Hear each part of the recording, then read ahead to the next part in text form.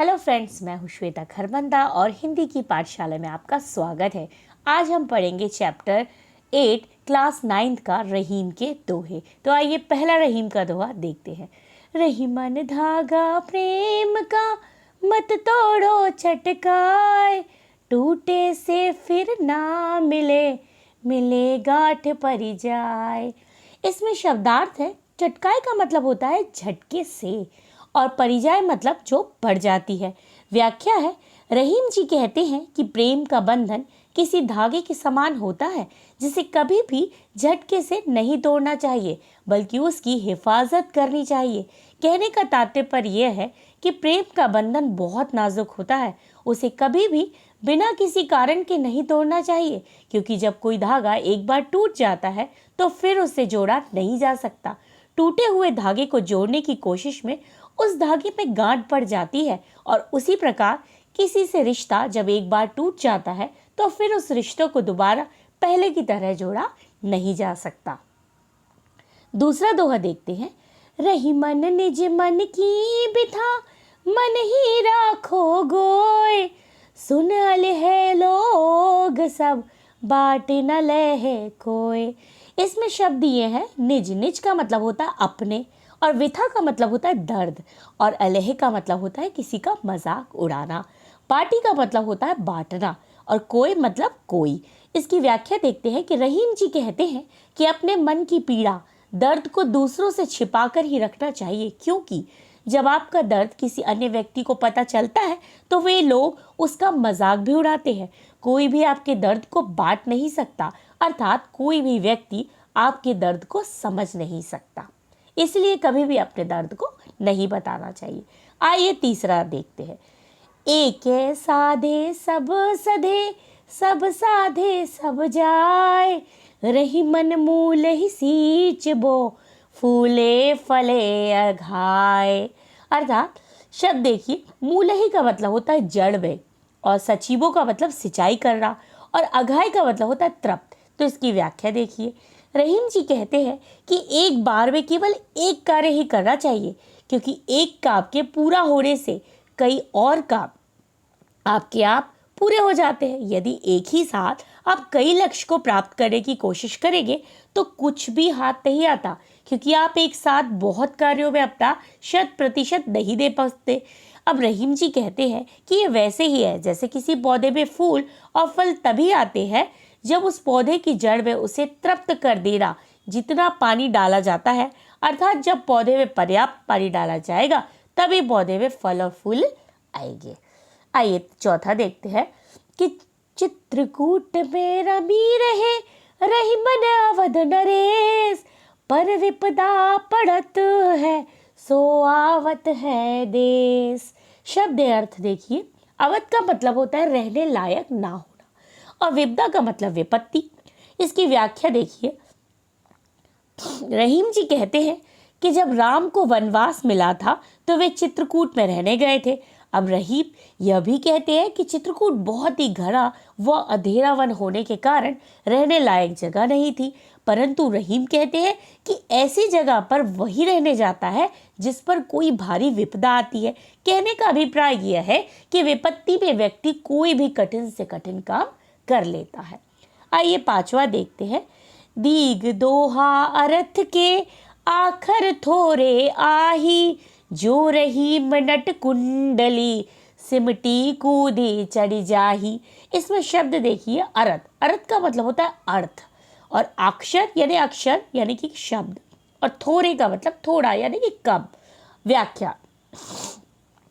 रहीम जी कहते हैं, यह कहना है कि उनका कि दोहे में भले ही कम अक्षर या शब्द है, परंतु उनके अर्थ बड़े ही गहरे और बहुत कुछ कह देने में समर्थ है। ठीक उसी प्रकार जैसे कोई नट अपने कर्तव्य के दौरान अपने बड़े शरीर को सिमटा कर कुंडली मार लेने के बाद छोटा लगने लगता है। कहने का तात्पर्य यह है कि किसी के आकार को देखकर उसकी प्रतिभा का अंदाजा नहीं लगाना चाहिए। आइए छठवां देखते हैं। धनी रहीम जल पंक को, लघु जिए पियत अघाए, उदहि बढ़ाए कौन है, जगत पिया सो जाए। शब्द देखिए। धनी। धनी का मतलब होता है धन्य, और पंख का मतलब होता है कीचड़, और लघु यानी कि छोटा। उधी मतलब होता है सागर, और प्यासो मतलब जो प्यासो है उसका मतलब है प्यासा। व्याख्या देखिए, रहीम जी कहते हैं कि कीचड़ में पाया जाने वाला वो थोड़ा सा पानी ही धन्य है, क्योंकि उस पानी से न जाने कितने छोटे छोटे जीवों की प्यास बुझती है। लेकिन वह सागर का जल बहुत अधिक मात्रा में होते हुए भी व्यर्थ होता है, क्योंकि उस जल से कोई भी जीव अपनी प्यास नहीं बुझा सकता। कहने का तात्पर्य है कि बड़ा होने का कोई अर्थ नहीं रह जाता यदि वो आप किसी की सहायता ना कर सके। चलिए आगे देखिए 7वां।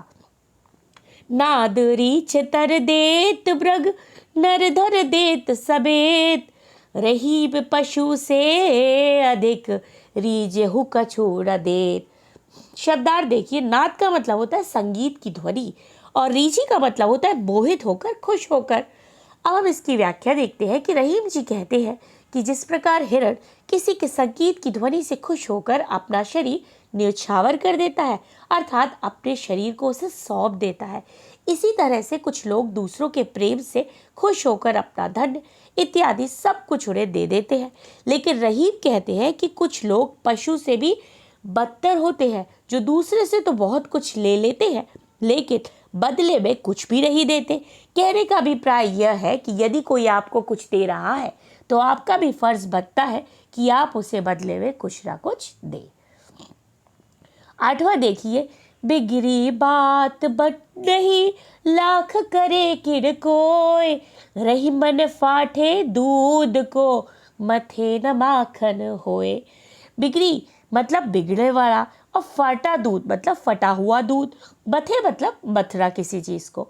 व्याख्या, रहीम जी कहते हैं कि कोई बात जब एक बार बिगड़ जाती है तो लाख कोशिश करने के बावजूद भी उसे ठीक नहीं किया जा सकता। यह वैसे ही है जैसे जब दूध एक बार फट जाए तो उसे बत्ते से मक्खन नहीं निकलता। कहने का तात्पर्य यह है कि हमें किसी भी बात को करने से पहले 100 बार सोचना चाहिए, क्योंकि एक बार कोई बात बिगड़ जाए तो उसे सुलझाना बहुत मुश्किल हो जाता है। इसलिए बोलने या कहने से पहले उसे जरूर समझें। आइए 9वां देखते हैं। रही मन देखे बड़े इनको, लघु न दीजिए डारी, जहाँ काम आवे सुई, कहाँ करे तलवारी। शब्दार्थ देखिए, बड़े मतलब बड़ा, लघु मतलब छोटा, आवे मतलब आना। व्याख्या है, रहीम जी कहते हैं कि किसी भी बड़ी चीज को देखकर किसी छोटी चीज की उपेक्षा नहीं करना चाहिए, अर्थात बड़ी चीज के होने पर किसी छोटी चीज को कभी नहीं समझना चाहिए, क्योंकि जहाँ कोई छोटी चीज की जरूरत होती है वहां पर बड़ी चीज बेकार हो जाती है। जैसे जहाँ सुई की जरूरत होती है, मान लीजिए हमें कोई कपड़ा सिलना है तो क्या उसे तलवार से सिल सकते हैं? नहीं, तो तलवार का वहां कोई काम ही नहीं होता। कहने का अभिप्राय यह है कि किसी भी चीज को कब नहीं समझना चाहिए, क्योंकि हर एक चीज का अपनी अपनी जगह महत्व होता है। आइए 10वां देखते हैं। रही मन निज संपत्ति बिन, कौन विपत्ति सहाय, बिन पानी जियो जलज को, नहीं रवि सके बचाए। शब्दार्थ देखिए, निज का मतलब होता है अपना, और विपत्ति मतलब विपत्ति, सहाय सहायता, जलज कमल जो हो गया। अब रवि सूर्य है। व्याख्या है, रहीम जी कहते हैं कि जब आपके पास धन नहीं होता तो कोई भी विपत्ति में आपकी सहायता नहीं करता। ये वैसे ही है जैसे यदि तालाब सूख जाता है तो कमल को सूर्य जैसे प्रतापी भी नहीं बचा पाता। कहने का तात्पर्य यह है कि आपका धन ही आपको आपकी मुसीबत से निकाल सकता है, क्योंकि मुसीबत में कोई किसी का साथ नहीं देता, इसलिए धन को संभाल कर रखना चाहिए। 11वां देखिए। रही मन पानी राखिए, बिन पानी सब सून, पानी गए न उबरे, मोती मानिश चून। शब्दार्थ देखिए, बिनु का मतलब होता बगैर, बिना किसी के, और सून मतलब जो असंभव है। व्याख्या देखिए, अब इस दोहे में रहीम ने पानी को 3 अर्थों में प्रयोग किया है। पानी का पहला अर्थ है कि मनुष्य के लिए लिया गया है। अब इसका मतलब विनम्रता से है। रहीम कह रहे हैं कि मनुष्य में हमेशा विनम्र होना चाहिए। वह दूसरा अर्थ बताता है आभा। आभा मतलब तेज या चमक, मतलब जिसके बिना, जिस आटे से जोड़कर दर्शाया गया है। मतलब जब हम आटा गूंथते हैं तो उसका अस्तित्व पानी के बिना नरम नहीं हो सकता, आटे को जब तक पानी डाल के हम नहीं गूँथेंगे तो वो नरम नहीं हो सकता। अब वो बता रहे हैं कि मोती का मूल्य भी उसी व आभा के बिना नहीं हो सकता, क्योंकि उसी तरह मनुष्य को भी अपने व्यवहार में हमेशा पानी रखना चाहिए, विनम्रता, जिसके बिना उसका जीवन जीना व्यर्थ हो जाता है। आटे में भी पानी चाहिए, विनम्रता भी चाहिए मनुष्य के लिए, जिस प्रकार मोती को चमक के लिए भी पानी चाहिए। तो इस तरह रहीम जी ने पानी के 3 अर्थों को बताया। आइए अगला देखते हैं। तो अगला जो है हमारा वो है प्रश्न उत्तर, जो कि हम अगले वीडियो में आपको दिखाएंगे। और जिन्होंने भी चैनल को अभी तक सब्सक्राइब नहीं किया है, लाइक नहीं किया है, कमेंट्स नहीं किया, प्लीज़ करें। धन्यवाद।